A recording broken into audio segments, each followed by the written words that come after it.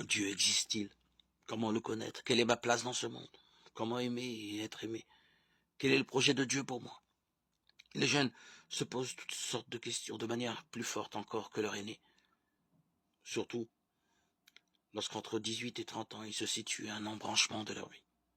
Si la culture de l'engagement durable est beaucoup moins forte qu'autrefois, les jeunes se portent majoritairement vers une diversité d'engagements ponctuels qui leur permettent d'être utiles, de s'épanouir, d'avoir une pluralité d'expériences.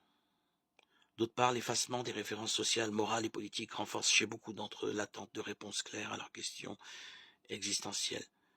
Dans une société hier traditionnelle, les jeunes ont voulu tuer le père. Aujourd'hui, dans une société sans repère, les jeunes cherchent et ont besoin de pères.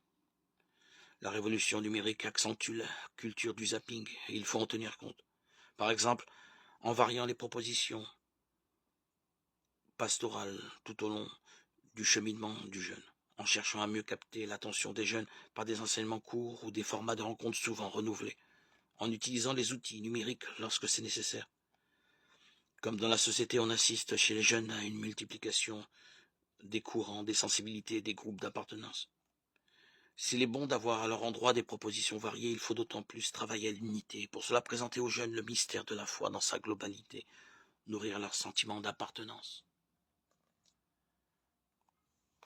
au Seigneur. Il faut donc aider les jeunes à lutter contre la culture du provisoire et les faire grandir en autonomie. Il est indispensable de leur confier progressivement des responsabilités.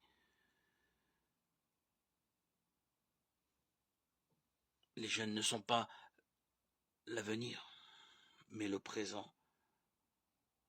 Il existe différentes formes d'accompagnement qui vont varier selon l'âge du jeune et le lieu d'accompagnement. Un accompagnement éducatif, tout d'abord, c'est celui par lequel on aide un jeune à devenir adulte, à relire son histoire, à se connaître avec ses ombres et ses lumières. Dans cet accompagnement, le jeune a principalement besoin de reconnaissance et de compassion pour découvrir qui il est vraiment et prendre confiance en lui comme l'homme ou comme femme auquel il a été destiné. Devenir chrétien doit être suivi d'un accompagnement. Et cet accompagnement invite à la prière